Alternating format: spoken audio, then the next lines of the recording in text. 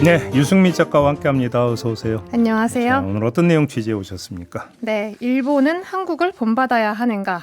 이 며칠 일본 온라인에서 화두인 주제입니다. 그래요? 네, 12월 3일을 기점으로 시민들이 국회 앞에서 계엄군을 막아서고 또 광장에 나와서 새로운 집회 문화를 만들고 또 얼마 전에 대설주의보 내린 날 그 눈을 맞아가면서 철야 농성을 하는 모습들이 일본 소셜미디어에도 고스란히 전해지면서 이게 바로 민주주의다. 일본은 배워야 한다라는 그런 반응이 뜨거웠는데요. 예. 덩달아 또 부정하는 시선도 늘어나면서 그 난데없는 온라인 설전이 벌어지고 있습니다. 오늘 그 반응들을 좀 살펴봤습니다. 그러니까 일본은 한국을 본받아야 하는가라고 하는 무슨 제목 이런 게 실제로 달린 거예요? 네, 어제 어디에? 그 아사히 보도 프로그램에 한국의 민주주의를 본받아야 하는가라는 주제로 기자와 변호사들이 나와서 출연자끼리 토론을 했는데요. 아사히 TV. 아사히 TV 계열 프로그램입니다. 예.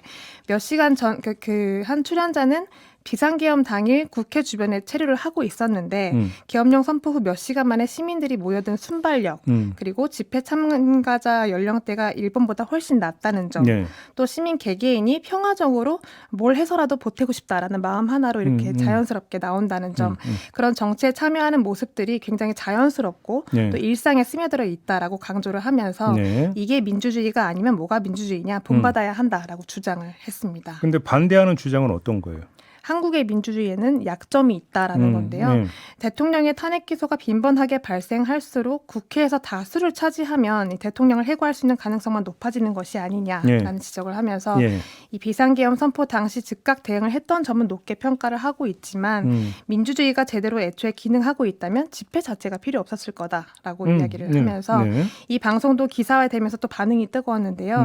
그 포털 사이트를 살펴보면 한국의 민주주의를 검색하면 연관 검색어로 한국 민주주의는 아니다라는 말까지 등장을 하고 있습니다. 그래요? 네, 이 12.3 내란 사태 관련 보도가 연일 포털에 올라오고 있는데 그 사람들의 반응도 평소보다 굉장히 많은 편입니다. 네. 여기서 가장 인상적이었던 단어가 국민정서법. 자주 등장하는 단어였습니다. 국민정서법 우리도 쓰긴 하는데 이게 왜 등장해요, 근데? 이게 한국에는 국민정서법이라고 불리는 법이 있다라면서 시작하는 댓글이 굉장히 많았는데요.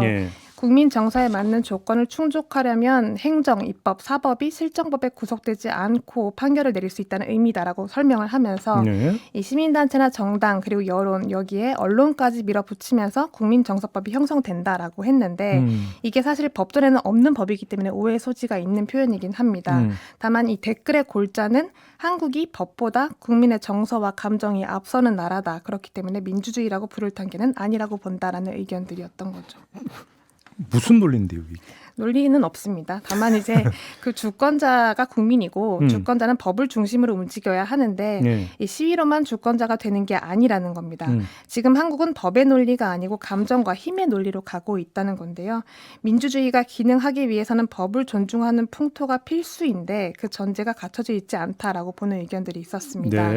국회의원이 위헌이라고 단정을 짓고 마치 사법에서 그게 확정이 된 것처럼 행동을 하니 입법부가 또 그렇게 나오니 아무래도 국민들도 그때그때 감정에 따라서 법률보다 그 감정이 우선시되고 있는 것 아니냐라는 것이었습니다. 누가 확정된 것처럼 행동을 해요. 지금 그래서 그러니까 사법 절차를 밟고 있는데. 그렇죠. 그러니까 뭘 알고 하는 얘기입니까? 전혀 모르고 하고 있는 얘기 같습니다. 그래서 이 내용 관련해서 호사카 유지 교수를 통해서 왜 이런 여론이 형성되고 있는지 자문을 구해봤는데요. 우선 일본에서는 한국의 헌법이 어떤지 또 개헌법에 어떤 조항들이 있는지 전혀 알 수가 없는 상황이다라고 보고 있었습니다.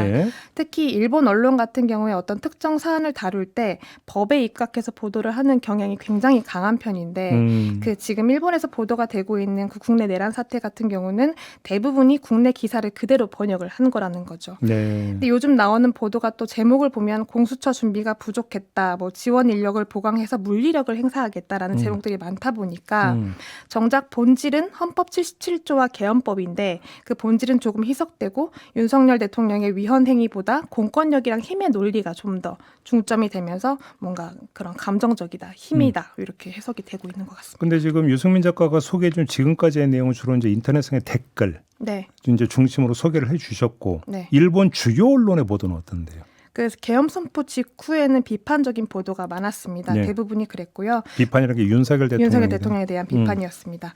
한국 비상계엄은 민주주의를 파괴하는 어리석음이다. 이게 아사히 신문의 네. 보도였고 예. 또 산케이 신문 같은 경우도 정당성이 부족한 심각한 실수다라고 보도를 했습니다. 네. 일본 경제신문도 한국 민주화 역사를 부정하는 비상계엄이다라고 보도를 했는데요. 네. 특히 아사히 신문 같은 경우는 그 비상계엄 해제 요구 결의를 성공시킨 야당의 의원들 그리고 시민의 존재가 권력의 폭주를 막았다라고 하면서 민주주의의 저력이라고 평가를 하기도 했습니다. 네. 다만 그 올해 들어서 윤석열 대통령 체포영장이 집행이 이제 무산되면서 그 한국 정치와 사법 체제의 문제로 인식을 하기 시작했는데요. NHK 같은 경우는 수사 진행 상황 그리고 외교적인 맥락에 초점을 맞춰서 보도를 하기 시작했습니다.